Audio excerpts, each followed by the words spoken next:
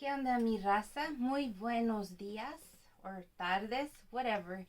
Today is Wednesday, September the 21st, and I'm here again. My goal this week was to give you guys a quick little episode every day.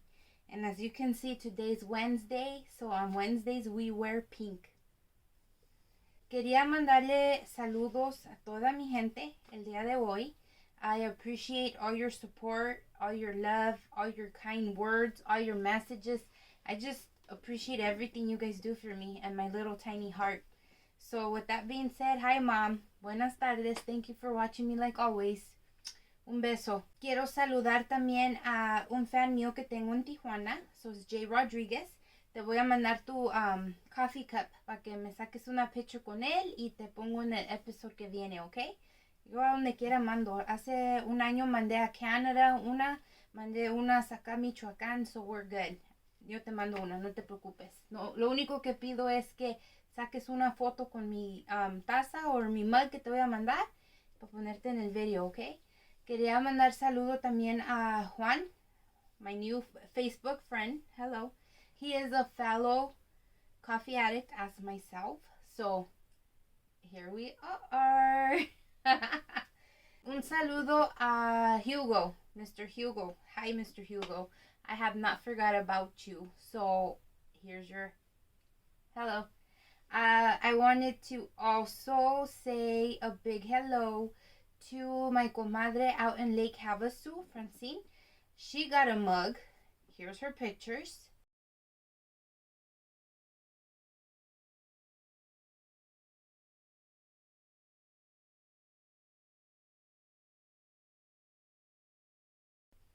Cool, huh? Yeah. Follow her on Instagram. She has a boutique of resin and specialty items. Se llama Carnala's Boutique. It's right here.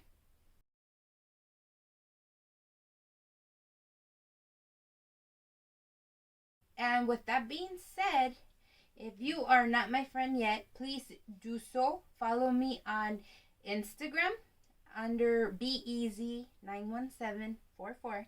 I'm also on Facebook under La Comadre B. I am on Pinterest, Becky Lopez. And I am on, obviously, YouTube. Find me under Becky Lopez as well. The logo is the little beehive. I have the email, tucomadrebee@gmail.com. So if you're trying to get a hold of me, look for me. I'm right here. So today I decided to do my take here in my closet. This is my closet. I have a 11 by like 15 room with all my stuff. Yes, I know I'm exaggerated, but it is what it is. Here's my vanity, my clothes. I'm going to be talking to you guys of clothes related topics, so why not do it here?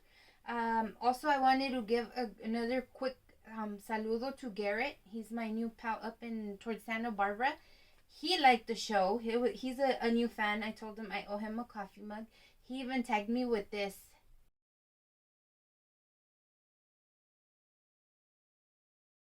So thank you for watching.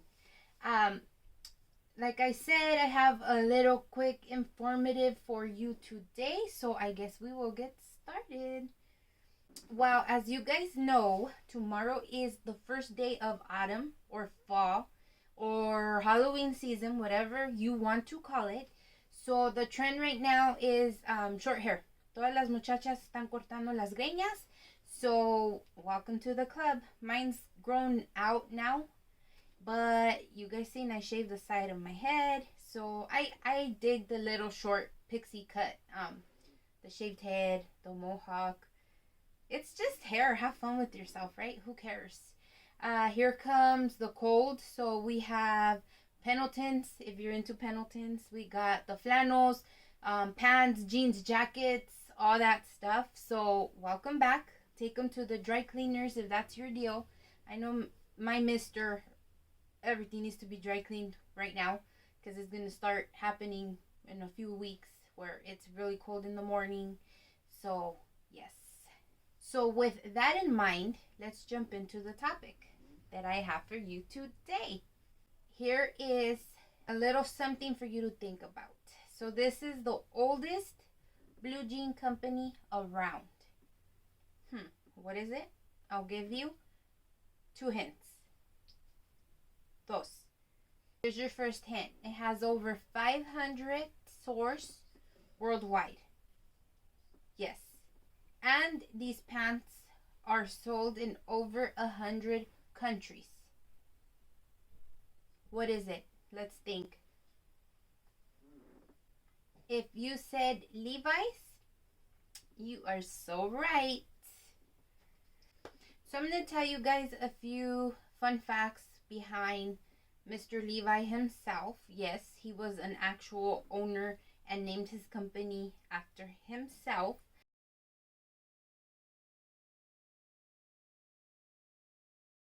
Because as you guys know and you guys see, Levi is one brand that has never and will probably never go out of style. So here we go, guys. Mr. Levi Strauss, the man, he was born over in Budenham, Germany in 1829. He was the youngest out of 6 siblings, 3 men, 3 female, to this joint marriage. He also had half brothers from a previous engagement his father had. He was obviously married. So, yeah, they lived in this little house in Germany. They were okay. They weren't like super rich, but they weren't poor either. The dad got sick with TB, the tuberculosis, and he passed away. So the mom, his mom, the name Rebecca, like yours truly, ended up coming to the city of New York. She brought her 6 kids. When she arrived, she got help. She met up with her husband's children that were obviously older and were already established here in New York. At this point, Levi was 17 years old when they landed here in New York. As I mentioned before, the brothers were already in business here.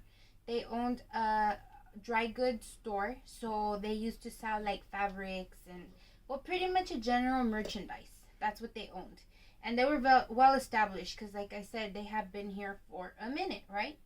So Levi came into the family business, started taking notes of his own. So he was very acquainted with the whole situation of business. So a couple of years later, in 1853, Levi Strauss got his citizenship. And this is when the gold rush hit. So everybody was coming here to California. He decided he would try his luck a Chapan, a ver si agarraba un orito. So se vino para acá, para San Francisco. No le fue muy bien, so he decided that obviously he was no panner.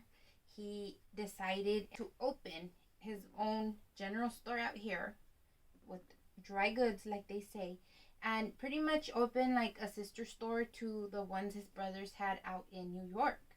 It went very well for him. He would sell, food items, this and that to the panners, but obviously when you pan for gold, chances are you're not going to find as much one day to the next. So his business was struggling. It was like not as good. He decided to name his store after himself, which is Levi Strauss.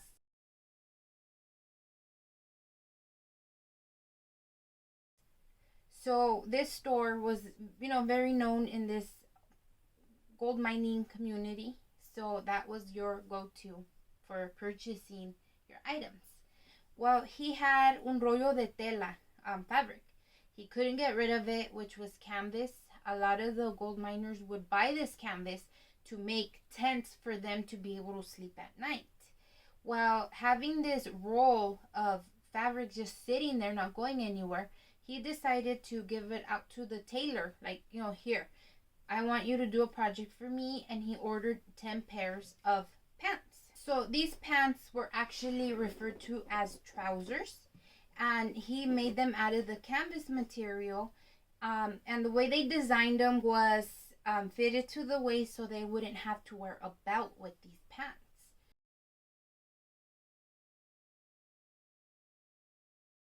Well, all went well. He sold those with the quickness because all these gold miners really enjoyed these pants. They were comfortable enough to be obviously standing and kneeling down, and they were sturdy enough to be able to fit, their little rocks and other little tools they would use to do their gold mining, right? Well, Mr. Levi decided to, maybe I should make a few more since they're selling so well. And he decided to dye the canvas dark blue, which is actually an indigo color, due to the fact that indigo was very easy to come up on back in those days.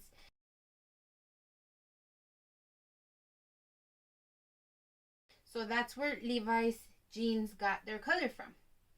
Canvas painted in indigo. He was selling each pair for only $3. Back then, it was big money.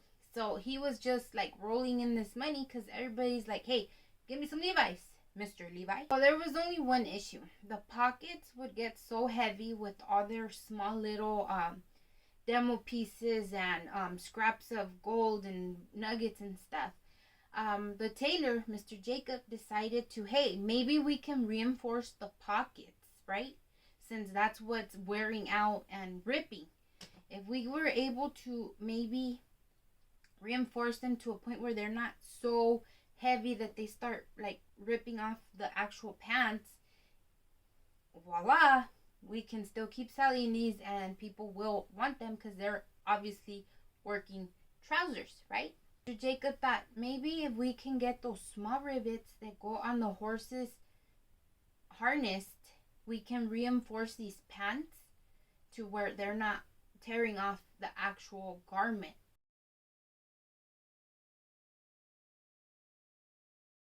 So he did, but obviously he needed money. It was about $70 that he needed in order to purchase these horse harnessed rivets to be able to install them into these pants. Well, since he couldn't afford it at the time, he talked to Mr. Levi and said, hey, check it out. It's your idea. This is my idea. I can't afford this. What do you say si tú y yo nos hacemos socios? Piénsala. So Mr. Levi, being in business for all these years, he thought, you know what? That's a great idea. Let's do this. He ended up paying for the parts, the rivets, and they put in a petition to get this patent. Yes, patent your stuff, guys. So in a couple of months, they received their patent under their name, which was number 39121. That belonged to Mr. Levi and Mr. Jacob, the creators of the Levi pants. They had a little issue after, a small technicality. While the cowboys would be sitting at night, doing their little bonfires or cooking, if they got too close to the fire, their little rivets se calentaban so much that they would actually burn them. So they came with them to complain, hey, check it out, these rivets are burned, blah, blah, blah. So Mr. Jacob decided to, hey, maybe if we just keep these rivets in the front pockets, since those are the busiest ones, we won't have that issue. So he decided to change quick construction on these pants, and they only kept those rivets in the front.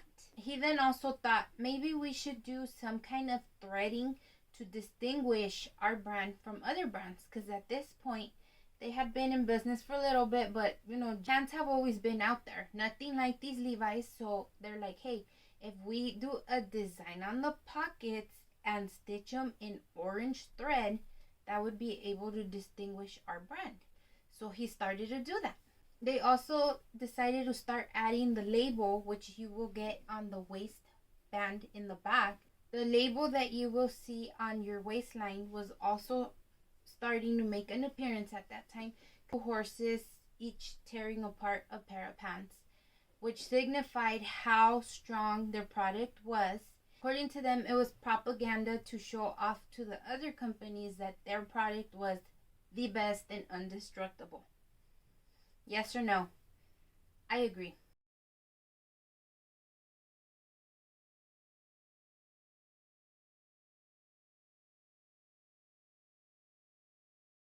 In the year 1890, Mr. Levi Strauss is now a millionaire.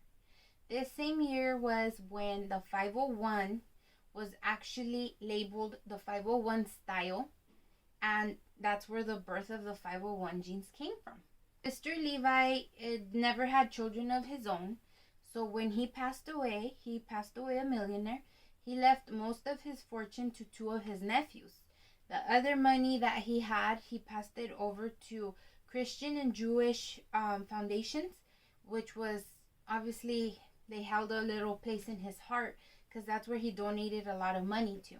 Orphanage, Christian, Jewish, all that stuff. He was really always involved with that. Now comes the turn of the century. It's now the 20th century, and these jeans are only sold here in California. After the Second World War, that's when these jeans went international. So they were popping up everywhere. Everybody was knowing about these blue Levi jeans. In 1934 was the first year that Levi's introduced the woman jean. They were basically a working band trousers, like I said, that's what they were called.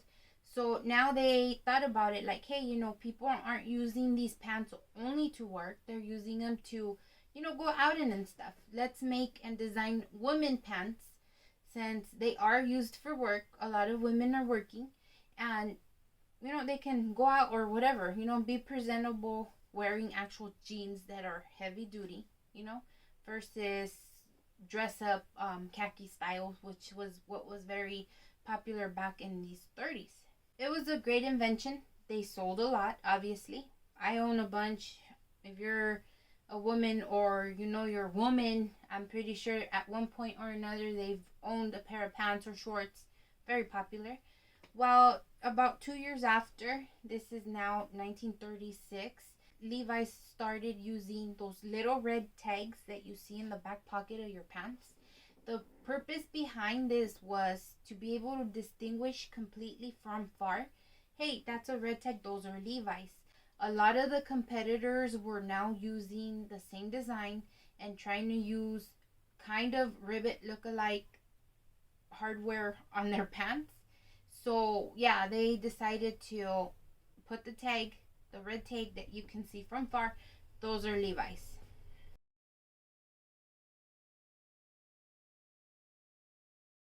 We forward it now to 1965. Levi's decided to come up with a design for jean jackets, the denim. So yeah, they were like, hey, let's get a jacket going to match the pants. People get cold.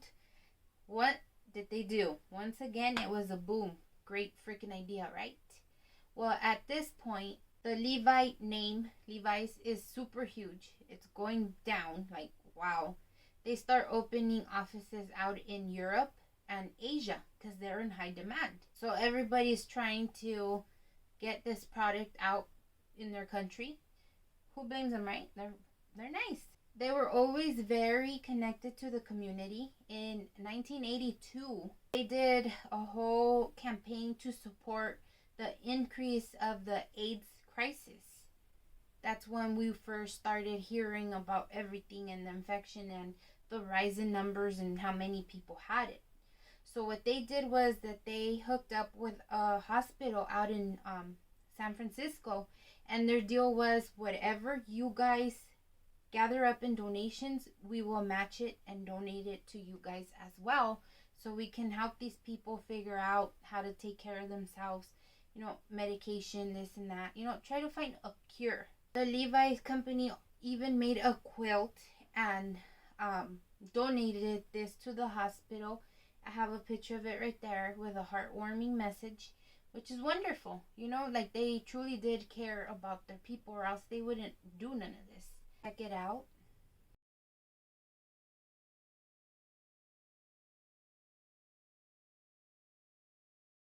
So we're gonna forward 20 something years. In 2005 was when the big breakthrough made its way and skinny jeans were big again. The 80s had, yes, tight pants, but they weren't called skinny jeans. They became skinny jeans in the year 2005. Levi's was obviously very in trend with the trends, so they decided to bring out the skinny jean. Throughout their times with trends, like I said, we'll skip it up a few years. Now it's 2015. So now they're finding ways, a ver cómo le hacen, innovation, to see and make sure that the chemicals they use to manufacture their products isn't bad to the environment. So, they got testing, they got this, they're trying this, they're trying that, because once again, they do care about the community. They care to stay in business also, because if everybody's good, then we're good.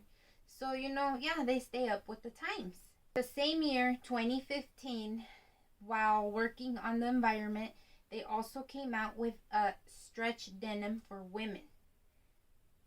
Yes. If you're like me and you need help fitting into pants, this was for us. So thank you, Mr. Levi's people, because they truly help. That style is 701s. There is always confusion between the Levi's and Levi's straw. The difference is kind of like a lower budget, but it's the same thing. So they're about $20 difference. One starts at 30 something and top of the line's 50 something. Go figure. You look at them, they're the same. I don't know. Designs have always been for a reason. As you can notice, Levi's jeans, most jeans have 5 pockets, right? 2 in the front, 2 in the back, and a little one. Well, when Mr. Jacob designed these pants with Mr. Levi, they wanted to add a 5th pocket on the inside to be able to fit your pocket watch. All these guys were working men. They were gold miners. So back then, the wristbands weren't made watches. They were pocket watches, the chain. So that's what you will find that 5th pocket for. Their idea behind it also was to put matches in there and to put coins. So that's what that 5th pocket was actually designed for. After they came out with that design, like I mentioned, a bunch of competitors and other people started copying their design, but it was theirs originally. 5 pocket, guys. You will find that every pair of Levi's inside has the care tag, and then it'll have another tag. Okay, it always comes printed in black, and the way they do this is all the prints are done first, and then they put them into the actual pants that they're going on. If you guys get a pair of pants that has this label, which is misspelled or uncentered, throw it away or donate it, or just don't tell nobody that you're wearing fake Levi's, because that's what they are. They're knockoffs. They're fake. They do their tags to perfection before they insert it when they sew in your pants. So that's a good way to be able to tell if you have a real pair of Levi's or si son de allá del callejón. You can also tell what year your pants were made on, because the buttons in the back actually have dates on there. So if you're a vintage collector of clothes like myself, I love all the old stuff. You guys know that. And you don't mind using an old wore out pair of jeans, or maybe that's your look and that's what you're looking for. That's how you're able to date your Levi's. The button has the actual date in 2-digit month, 2-digit year, and you can also find it on a separate tag that's sewn in with the care tag. You will find them 2-month digit, 2-month year, and that's how you date your jeans.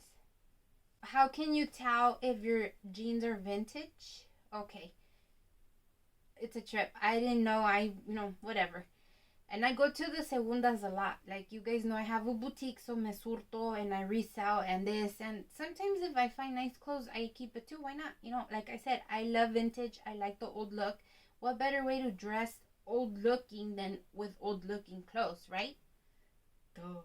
Anyways, the way to tell if your jeans are actually vintage, the little Levi tag will be in all capital letters. And these were printed like this pre-1971. So from 1936 to 1971, every red tag you see will have capital letters that read Levi's. After that, they changed it to lowercase letters with a capital L. So when you guys are looking or out of curiosity or whatever, check it out. It's kind of cool, These are facts that you never know about. So 1960 through 1970, they came out with newer designs of clothes. They came up with the jackets, like I said. They came out with shirts. They came out with hats. They added a bunch of stuff to their line, including the flare jeans. So they decided to change the little tag. Instead of being red, they turned it orange. And if you guys see these orange tags, now you know it was from 1960 all the way to 1970. Now, the same decade, 1960, they became known for their anti-wrinkle pants. So if you guys come up on a pair of pants that has a tag, comes in black with gold letters, know that the reason why is because that actual fabric used is anti-wrinkle. So cool, right? So we'll skip up a couple years. This is now 1980s. They decided to come up with another look to keep up with the trend. That style was known as grunge denim. So if you were around in the 80s, you might know. I was born in the 80s, so I don't remember, but I'm telling you about it right now. The tag on these, the little Levi tag on this was actually silver. And these were in fashion of baggy jeans. That is what I have for you guys today. Very interesting. Back just recently in the year 2000, they decided to open a museum back in Germany in his old childhood home. So they have glass cases of jeans and this and that. So it's something really cool to look up and check it out. Like I said, I like to give you guys facts on things that you don't really think about. Like, I mean, a pair of pants, who cares? But there's so much more that goes behind these, things. And, it's kind of cool to know about it. So I just want to thank you guys for spending your tarde with me. I appreciate you so much. I've been loading more videos on YouTube, so check those out as well. I have a lot of stuff that's just sitting in the vault, which is my phone. But I call it the vault because it's just sitting there. So check it out. I uploaded a video of a promo for Dia de los Puercos out in Pomona. The restaurant's no longer there. It's gone. But one year we had my husband's party there, and it was so cool because there was an event going on there, and yeah, we come out dancing. My in-laws are in there, so check it out. It's kind of cool. Like I said, videos I have will either make you laugh, make you cry, or tell a few jokes. That's on you. Pero ahí están, guys. Que pasen muy buenas tardes, and I will see you tomorrow. Bye.